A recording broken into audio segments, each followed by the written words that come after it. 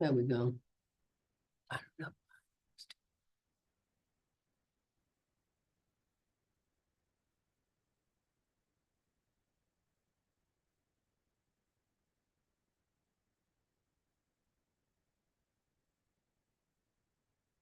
know.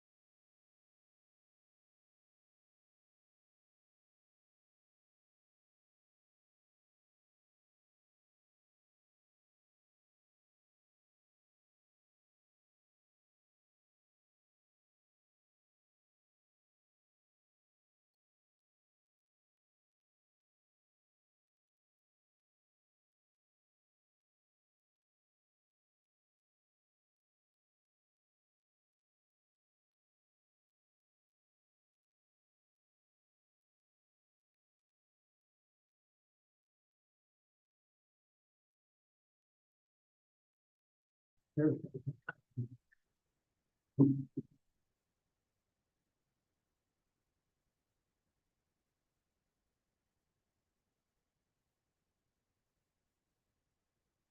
ninth on master. Good morning. Livingston. Good morning. Committee on Parole is called to order. Today is Wednesday, January 15th, 2025. The time is 9:01 a.m. My name is Cheryl Renatza, serving as chairman of today's parole panel. My colleagues on the panel this morning, seated to my left is Mrs. Jerry Ledoux, and to my right is Mr. Danny Byron. We are located at DOC headquarters in Baton Rouge, and I'd like for the staff here in Baton Rouge, please introduce yourself for the record. Cheryl, they are Carla Williams.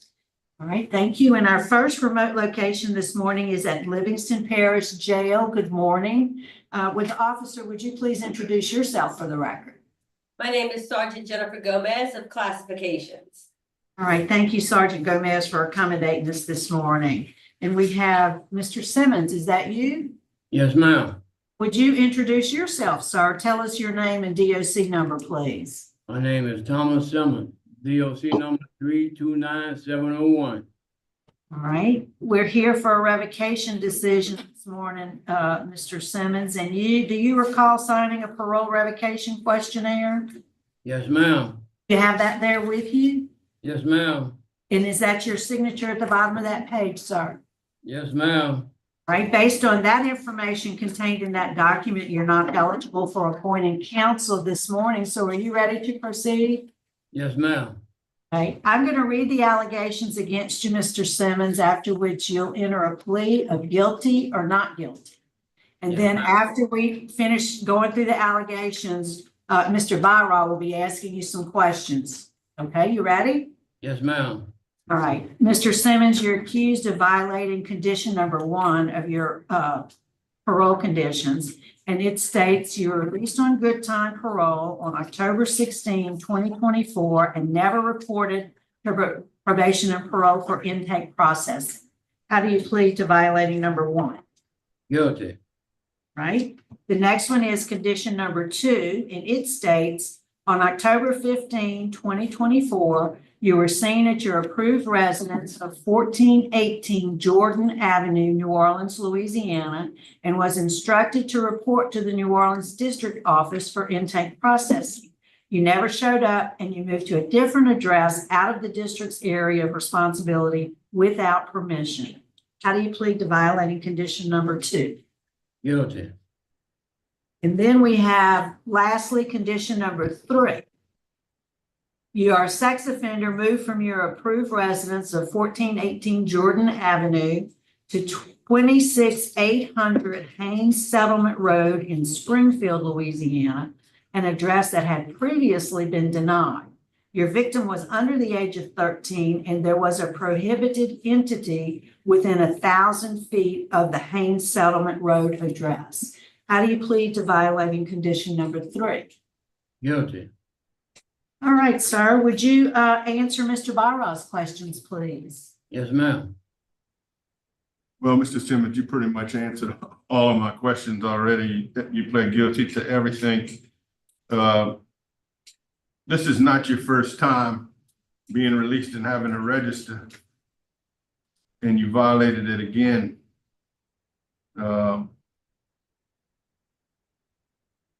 I don't have any more questions. Unless you want, I'll give you a chance to make a statement.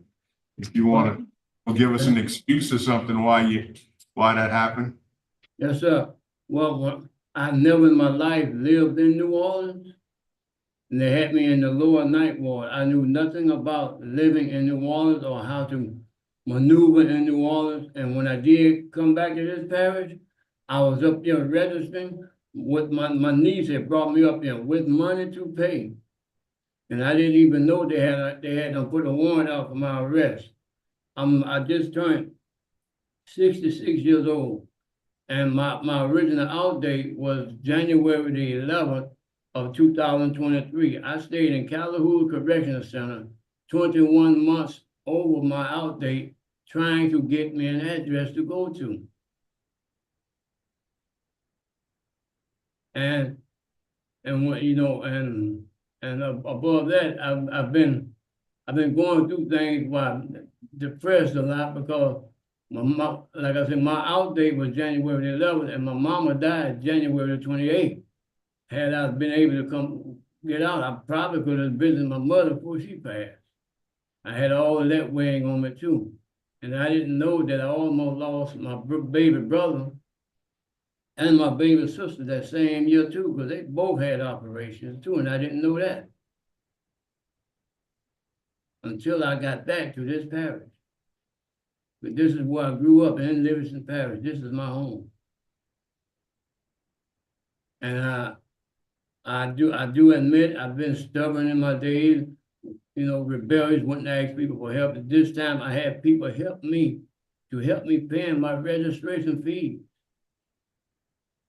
And I was out there helping a man named Larry Norman do yard work around his house, and he would pay me.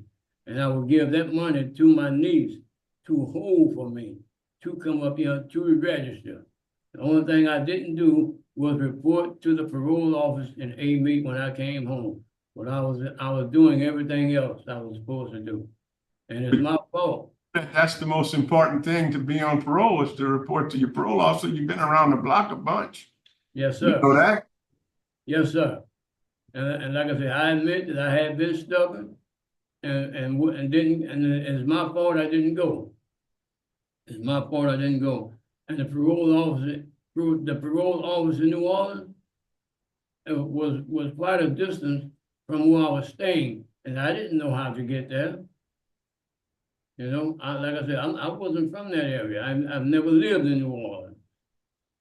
Then they had me in the lower ninth ward. I didn't know nobody. I was sticking out like a sore thumb down there. I went down there. I was down there days without nothing to eat because I had no money, and I knew nobody there. Here, I had access to food. Why? Because I know people in this parish. And this, like I said, this time they was helping me. And I did ask them, would y'all help me if I needed y'all? And they said yes. And they was doing that, sir, ma'am. Understand, that's all. So Catahoula helped you find the address in New Orleans? But there was a fellow there that told me about this place called the First 72. Which I had never heard about it before, and he had the address and the phone number, and he gave it to me. And I worked in the laundry room in Catahoula, you know, So that was the First 72 on Jordan Avenue or wherever it was? the woman Okay, name well, look, listen, I don't need any more explanation. I'm very familiar with the First 72, and they were able surely to guide you and help you get transportation and certainly to report to your parole officer. I agree with Mr. Byra that you've been around the block a few times and you know what you're supposed to do. And yeah, you're right. You were just being stubborn. So I think we're prepared to vote. Mr. Byra? I'll vote to revoke probation, parole. Mrs. Ledoux? Based on guilty plea, I have to revoke. Mr. Simmons, I also vote to revoke your parole. You pled guilty to all 3 violations. So today, sir, your parole is being revoked. Sergeant Gomez, that concludes our business at your facility. Thank you so much for helping us out today. Thank you. You have a great day. Well, I'll be with y'all a little while longer.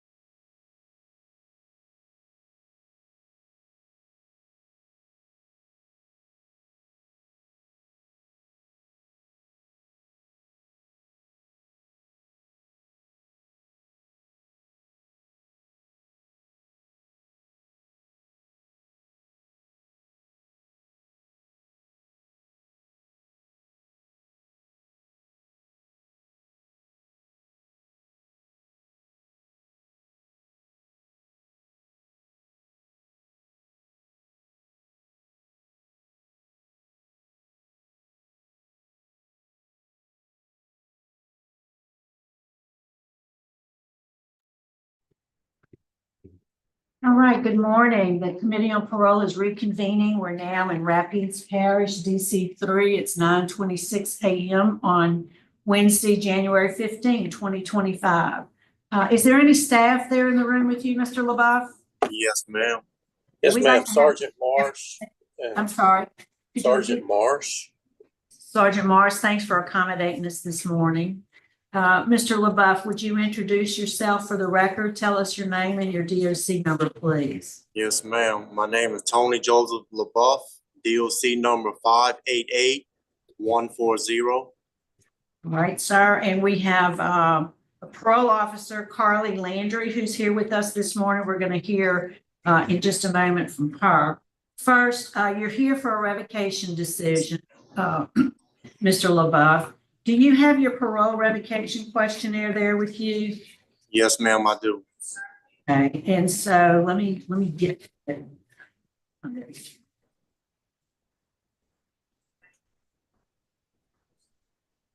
I noticed you were not eligible for appointed counsel based on the information contained in that revocation questionnaire, but there was a notation that you suffer from depression and have suicidal tendencies.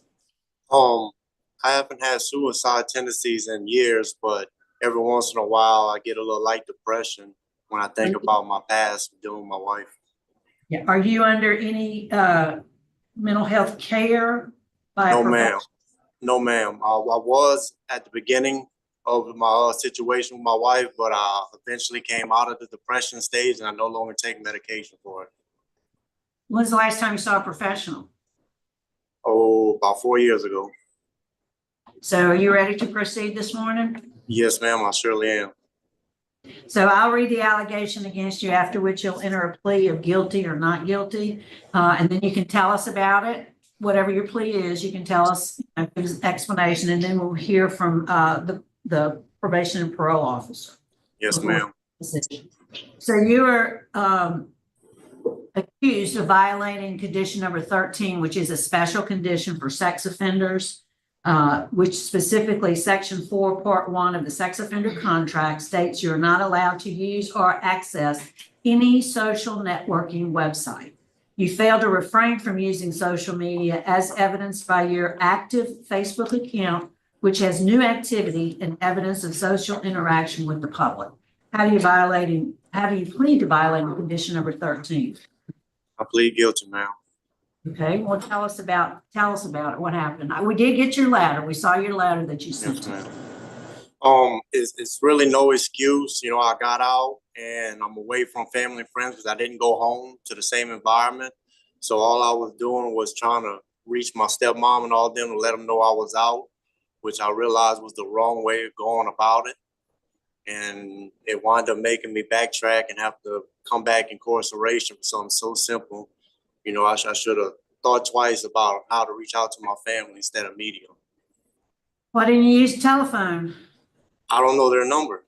That's the thing. I don't have no phone numbers. I've been indigent most of my incarceration after I wound up catching these charges and getting locked up. So upon release, I used media to try to get Messenger to get in touch with my stepmom and all. And I created a Facebook. And it's wrong. I had no excuse what I did, and I'm truly sorry for that, and I'm paying for it now. All right, and so, but you're familiar with the terms of your sex offender contract, right? Yes, ma'am. You know, that's not, your instant offense was simple burglary. It's a prior sex offense. All right, let's hear from Carly Landry, please. Yes, ma'am. Good morning. Thanks for being here. We appreciate it. Yes, ma'am. Can you tell us about this situation? So Tony was actually just released on good time parole on October 10th. I had began to supervise him, and he reported, and he was explained all of the conditions of parole and the conditions of his sex offender contract. He had reported to my office 8 days after being released, which would have been October 18th, at which time I did discover he had active social media account and was in contact with the public through that social media. And due to that being a violation of his parole, I executed the arrest. And then here we are today. I haven't had much time to get to know Mr. LeBoeuf, as he was only out for 8 days. But that was his only violation that I had come to learn of. Okay. Well, thank you. Thank you very much for your good work. Mr. LeBoeuf, prior to your incarceration, I do see where you were, as she said, released October 10th. Before you went to jail on that occasion, did you have a Facebook account? Talking about before I got arrested for my sex offense charges. Before you got arrested and jailed for simple burglary of inhabited dwelling? Yes, ma'am. What was your handle then? What was your name of that account? My name, my account was Tony LeBoeuf. And what was the name of the account we're talking about today? Modi LeBoeuf. Why did you change? Why is it that? Is that a Well, name for you? Before I caught the simple burglaries, I was Tony LeBoeuf. But when I got out from the simple burglaries, before I caught the sex offender charge, and I was Modi Odimon, which is my Modi is my nickname. Odimon is my mama's maiden name. So I just changed my name because I was trying to leave my old lifestyle away. So when I got out this time, I wasn't trying to hide it. I just used my old nickname and my real last name instead of Tony LeBoeuf. Mhm. And you said you went to a different area when you released, Yes, ma'am, Alexandra. and where are you originally from? I'm originally from TYRONE Parish. Homa, in the Homa Yes, area? ma'am. Yes, ma'am, home. Right. And I do see, you have any relatives in Alexandria? No, I got stepsisters that live in Alexandria. My dad and all them, they from towards Marksville way. But you posted a picture, didn't you? Posted a picture on your new active Facebook account. You were watching football with a cousin or something? Yes, ma'am. Where was that? That's my cousin Marlon Akin. He's at a sober living house. And we was coming back from church that night, and we just stopped and watched the game because the game was on. Got some chicken All right. at Wild Wings. All right. I will defer to my colleagues. Any other, Mr. Byron? Yeah. So basically, you're telling us you knew what you were doing was wrong and you chose to do it anyway, and you made a bad decision. That's basically what you're saying, and you're guilty. Yes, sir. I'm not gonna try to sugarcoat and lie to y'all. I should have never activated Facebook regardless of what I was trying to do. How can we be assured that if we give you another chance, you're not going to go back to the same thing? You know, do you have your people's phone numbers and everything in place now? Yes, sir, I do. Back to the same situation. Yes, sir, I do. And if I don't, I know now that I could probably get with Miss Carly and she would probably go out her way to help me find who I need to find so I don't do this again. Do you still have a job if you release? Well, I'm not sure. I haven't been able to reach to nobody, but I do have my credentials, which I will go to Job Corps and do what I need to do to try to get a job. Like I was doing when I was out last time. I was looking for a job and I found a construction job, but I didn't have a chance to start because the day that I went get my clothes and my tools and all, I wound up getting reincarcerated for this incident. But I do work, and then I will find a job immediately. Besides registering, the job is a second priority. Where are you planning on living if we would let you out again? The same residence in Alexandria. I talked to the landlord, and I do have the money for the rent, and everything's established if I do make parole again, and I just try again. I'll just stay away from medium.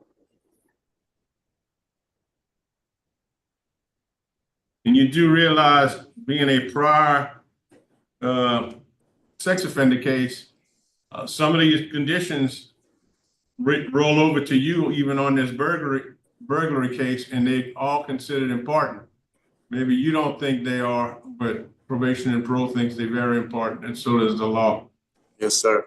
You understand that, you know, you're not free of all the sex offender conditions yet. Yes, sir. And I don't know, I'm not sure if there's anything on regarding registration or notification in it, but whatever there is that the probation officer tells you to do, it needs to be done. And without hesitation. You agree to do all of that? Yes, sir, I really do. All right, that's the only questions I have. Questions, Ms. Ledoux? Yeah, I'd like to ask about your previous supervision periods. How many times have you been on supervision for after being released? Oh, you're talking about parole, ma'am? Yes. I was on parole. The last time I got out, I stayed out a year and a half. I was in full compliance. Whenever I got moved from Alexandria to Terrebonne, I got proper transfer from probation and parole until I caught my sex offense charge right after my wife passed. And when I got arrested, I was in full compliance all the way through. This time I went register. I tried to be in full compliance. I just made a mistake and try to activate Facebook for wrong reasons. I could have thought a little bit more better and more professionally dealing with my freedom. And that's pretty much it, ma'am. You have a clear understanding, at least, of the system. I mean, you're a third-class offender, so Yes, ma'am. first time.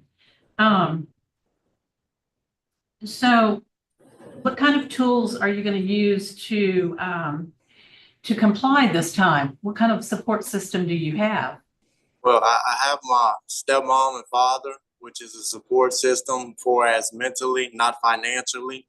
I've been in a convoy wreck upon my incarceration dealing with my sex offender charges, and I settled out on a lawsuit. So I do have money to get a vehicle and, you know, continue, make sure I have a place and paid for to where I'm not running the streets and not registering properly under what residence I'm staying on. So I do have that on my side as benefit. You know, I can't say I'm gonna do it or not do it because everybody says that. I had no intentions on coming back, and if I do get out, I'm definitely not gonna try to do anything to jeopardize it again, especially not media. You know, I got out. I know I was only out 8 days, but I had no intentions. I didn't do no drugs. I didn't run the streets. I was in full compliance. I went register. I tried to do everything properly. But this is my first time dealing with a sex offense, being free, and I wasn't real understanding of how serious it was with dealing with this media, because it's my first time dealing with this media, and I realize it's very serious dealing with my freedom, dealing with this type of charge. Right. I think, is anything else you'd like to say to us before we vote? No, ma'am. It's in y'all hands, you know, and I pray that I don't get violated today and I'm able to go home and try this one more time and have my freedom. Yeah. Tell me again, I missed it. What type of work do you say you work? What type of work? What's your job skills? I've been doing construction my whole life. I worked offshore on tugboats, but I recently just received 2 certifications in fiber optic technician, and also I completed a welding program, which I was looking in the avenue of going and weld. Okay. All right. I'm prepared to vote, Mr. LeBoeuf. I'm concerned. I know that the terms of the sex offender contract were explained to you. As Mr. Byra said, you did it. You did the social media. You knew you weren't supposed to, but you did it anyway. Although that's your only violation, you weren't out very long. Ms. Landry seems willing to help you do what you got to do. My vote today is going to be do not revoke. I'm going to add some special conditions, even though it's already in place. I'm going to state it on your certificate that you must follow the sex offender contract. I would like to see you go ahead and get a mental health evaluation. And should they determine any treatment is necessary, you're to comply with any treatment plan, and that could include medication, perhaps. And then once you obtain employment or to maintain full-time employment? Yes, ma'am. That's my vote. Mrs. Ledoux? Mr. LeBeouf, I think that the transition period from incarceration to the streets is a very difficult one, and I'm very pleased we have people like Ms. Landry and our probation and parole officers who seek to help you with that. You have to understand they're not your adversary. They're to be there for a mentor, if you will. So my vote is also going to be to not revoke. But I want to make note that you need to submit to review of social media on your phone and stuff to your parole officer. I think that you need to be cognizant that you have to show them your phone upon every time that they interact with you. Okay. Yes, ma'am. I'm going to vote the same with my colleagues for the same reasons. And I just want to thank Ms. Landry for coming and help us make our decision. Thank you very much. It's always nice when we have a probation officer here. All right, Mr. LeBeouf, you get another shot at it. Good luck to you, sir. Thank you, Ms. Yes, ma'am. Landry. Thank Thank you. you, guys. That concludes our business in Rapid, Sergeant Morris. So we're going to close out. It is 9:42. Thank you, ma'am.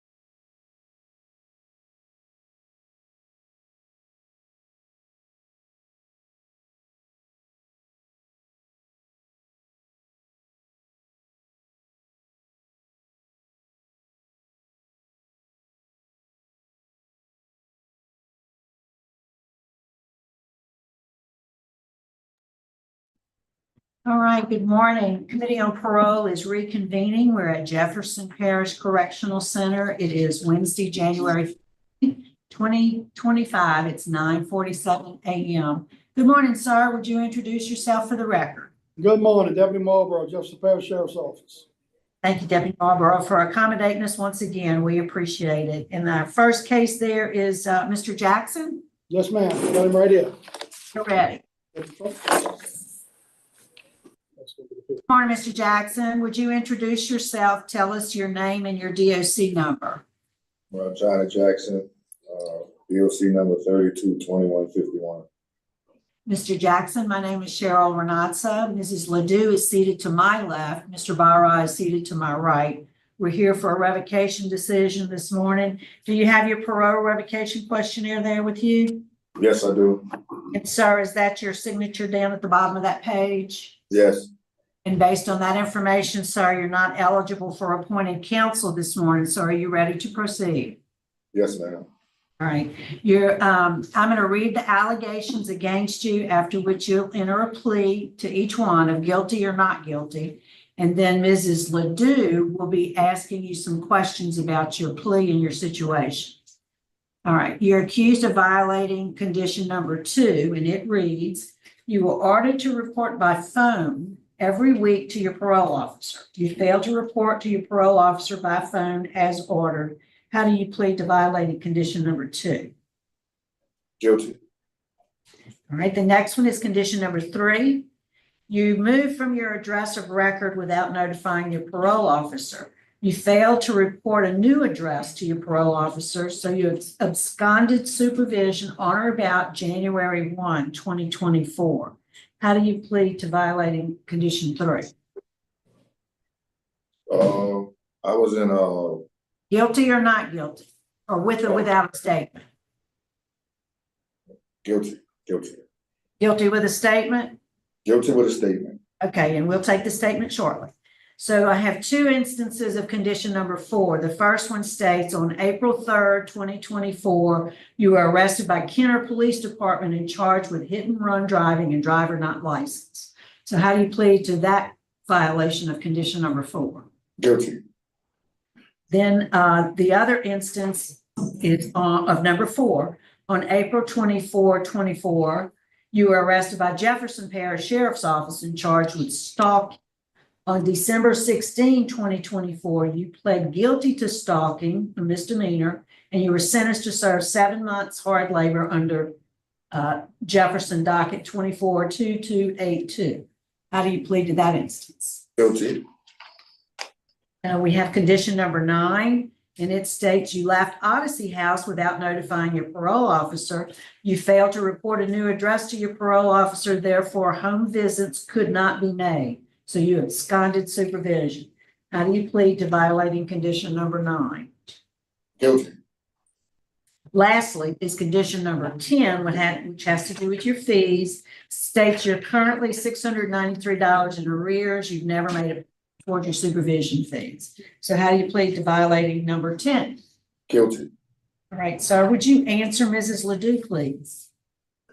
Mr. Jackson, according to my record, you're a 6th felony offender. Is that correct? Yes, ma'am. If you were a 1st felony offender and had some of these issues with failing to report, I might be able to understand that you're not familiar with the system. But as a 6th felony offender, you understand your obligation. Is that correct? Correct. You pled guilty. I don't know that that there's any excuse for criminal behavior while you're on parole supervision. And the PNP officer cannot supervise someone they can't find. Okay? So those are no questions. I just want to point out that information as a basis for my decision at the appropriate time. No question. All right, I don't have any questions either, Mr. Jackson. You pled guilty to all violations, so I think we are prepared to vote. Mrs. Ledoux. My vote is based on guilty plea to 6 violations to revoke your parole. Mr. Byron? I vote to revoke parole for the same reason. And I as well, Mr. Jackson, my vote is to revoke. You pled guilty to all violations. So today, sir, your parole's being revoked. Good luck Oh, to yes, you. ma'am. Thank you. Good luck. Well, you finished. Okay. We're gonna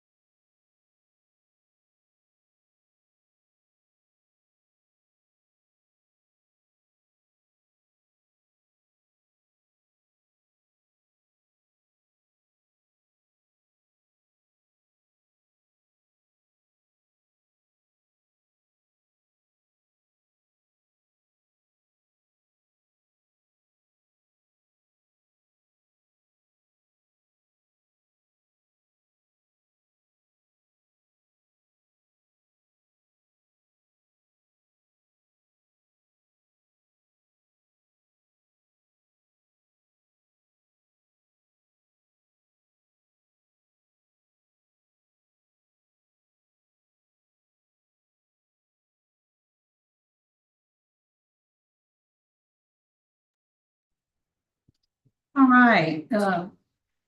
Good morning, sir. Mr. Dooley, would you introduce yourself? Tell us your name and DOC number, please, sir. Good morning, I'm TYRONE Dooley. My DOC number is 734-6. Well, I don't remember my DOC number, I'm sorry. I'm so sorry. You were close. Do you know what is 7-3, your, 734. I know 734. It's been what's the last four digits of your social security number? 5702. Okay, so your DOC number is 734-638. Yes, ma'am. Thank It you. sounds familiar? Yes, ma'am. So do you have your parole revocation questionnaire there with you? Yes, ma'am. I think your number's on there too, isn't it? You see your DOC number? Yeah, at the top of the paper. Yes, Yeah. ma'am. All right, well, you need to remember that number, but is that your signature at the bottom of that page? Yes, ma'am. So based on the information contained in that document, Mr. Dooley, you're not eligible for appointed counsel this morning. So are you ready to proceed this morning? Yes, ma'am. So we're here for a revocation decision. Let me introduce the panel to you. My name is Cheryl Renatza. Mrs. Ledoux is seated to my left. Mr. Barra is seated to my right. I'm going to read the allegations against you, Mr. Dooley, after which you'll enter a plea of guilty or not guilty. Not guilty. There's two allegations. And then Mrs. Ledoux will be asking you some questions before we make a revocation decision. Okay? Yes, Ready? ma'am. Yes, ma'am. You are accused of violating condition number 5 of your parole conditions, and it states on August 16, 2024, you are arrested by the United States Marshal Service at the New Orleans District Office and booked by the Jefferson Parish Sheriff's Office for possession of a firearm by a felon. How do you plead to violating condition number 5? Not guilty. Okay. And the next one is condition number 10, and it states you currently owe $1,494 in supervision. So how do you plead to that violation? Not guilty. You said not guilty? Oh, you say I owe that? Yeah, I'm saying, do you plead guilty or not guilty to being behind on your supervision fees in the amount of $1,494? Guilty. Okay. So not guilty to number 5, guilty to number 10. Okay, Mr. Dooley, would you answer Mrs. Ledoux's questions, please, sir? Yes, ma'am. So, Mr. Dooley, you were arrested by the marshal's office, correct? Yes, ma'am. So why did they arrest you? I was called down there to turn myself in for a homicide, and they dropped it. Like they said that my name was brought up into a homicide, but they dropped it. They dropped it after they reviewed surveillance cameras and saw that I was never on the scene and never present for that crime. So they dropped that charge, and that and for us with the gun, I was on that too, and they dismissed all the charges because they saw that I didn't have a gun in my possession. They didn't find a gun in my residence, and that I didn't have any type of knowledge with the homicide or anything else. So you admit that you had a gun in your possession? No, ma'am, I did not. Okay, so where did they find the gun? They say they found the gun at a female house. Tell me about your relationship with the female. The female, it was a friend I was talking to, but that's not a resident where I stay at or live there at all. That's her resident. I just talked to the female.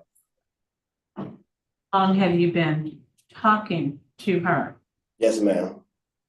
How long had it been that you had been talking with her? Probably a good 6 weeks since I've been in jail. Prior to your arrest, how long had you been in contact with the person who had the gun? You said you were talking to this lady. How long had you been talking with her? I was talking to her 6 weeks before I come to jail. When I come to jail, the 4 months since I've been in jail. Okay. So while you were, let's see.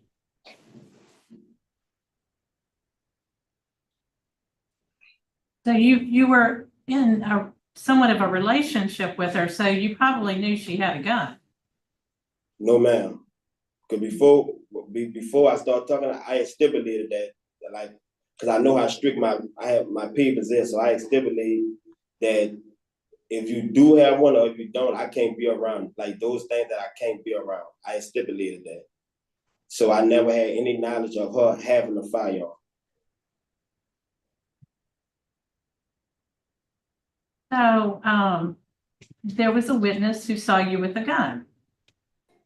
That witness who saw me with a gun was that's the reason that they dropped it, because they saw that everything that witness was said and was telling them was totally a lie. Because he also said that he saw me on a crime that I was never there. Once they reviewed their cameras from their house and the next door neighbor house, they saw that I was never there. So what he was saying was not credible at all. They saw everything he was saying was totally a lie. And that's why they dropped every single charge. Well, no, I mean, but the violation is that you have had contact with a firearm as a felon. No, they said that from him saying that, but when they fingerprinted it and they saw that I never had any fingerprints on this gun and they don't have any camera footage or pictures saying that I had this gun, they dismissed those charges. Okay.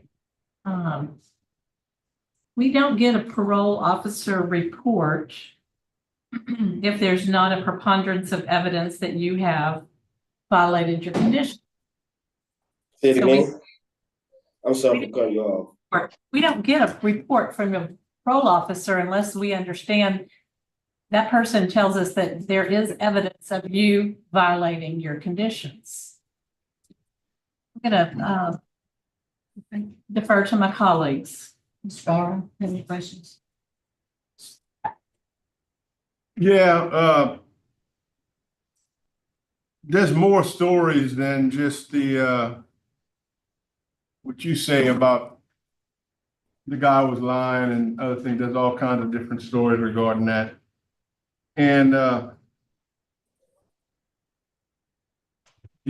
police report does say that an eyewitness saw you leaving the scene of the murder with a gun in your hand.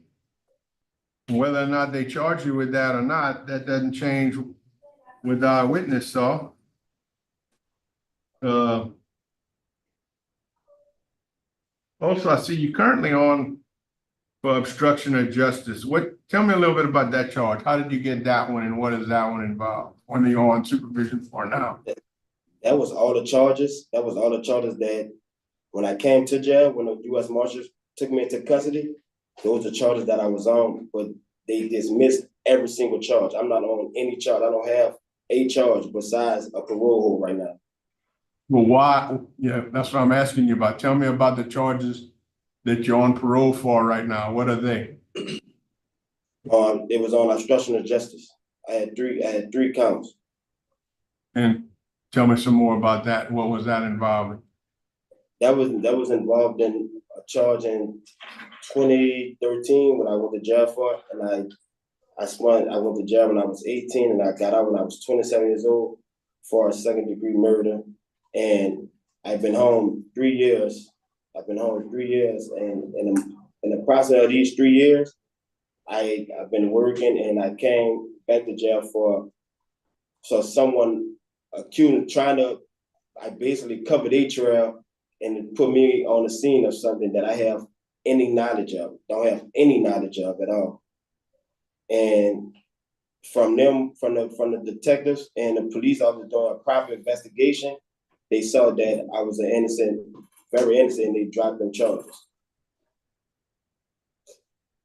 They dropped the charges while you're on parole for them right now. Huh? They dropped all the charges. Why are you on parole? I did my time for that. I'm talking about for the charges that I'm in here now for. Trying to find out a little bit about about why you're on parole right now. You have an obstruction of justice charge you're on parole for, and that's why they got a detain on you, because you did prior obstruction of justice. And I was trying to get you to tell me a little bit about that charge. Oh, it was a charge. Prior charge, the one that you did get convicted of already. Yeah, I did. It was a second degree murder charge, and he broke it down to obstruction of justice to non-aggravated. And I took time on it, and that's what I'm on papers for now.